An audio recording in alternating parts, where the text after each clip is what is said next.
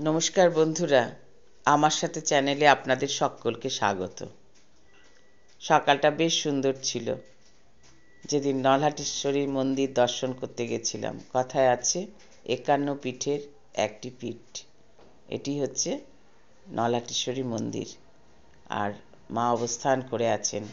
মায়ের মন্দিরের ওপরে এরকম রূপের, মায়ের বিভিন্ন রূপের ছবির বর্ণনা দেওয়া আছে, ছোট ছোট প্রতিমা রূপে।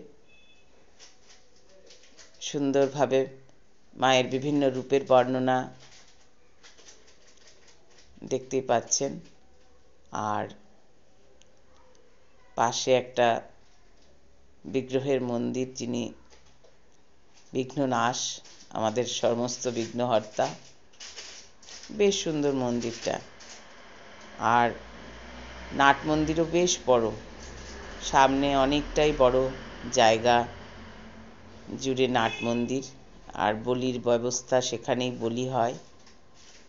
সিঁড়ি বেয়ে উপরে উঠে গেলেই মায়ের মন্দির, মা অবস্থান করে আছেন এই মন্দিরের অন্দরে।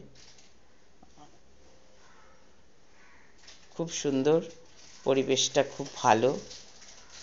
আর সেদিন সত্যি খুব ভালো ভাগ্য আমাদের ছিল, যার কারণে ফাঁকা ছিল, তো আমরা মাকে মন ভরে দর্শন করতে পেরেছি। আমাদের ওখানে পুজোর ডালি পাওয়া যায়, পুজো দেওয়ার ব্যবস্থা সব কিছু খুব সুন্দর। এটা হচ্ছে মায়ের মন্দিরের মুখ্য দ্বার। আশা করি ভিডিওটি আপনাদের ভালো লেগেছে। ভালো লাগলে লাইক করবেন, শেয়ার করবেন।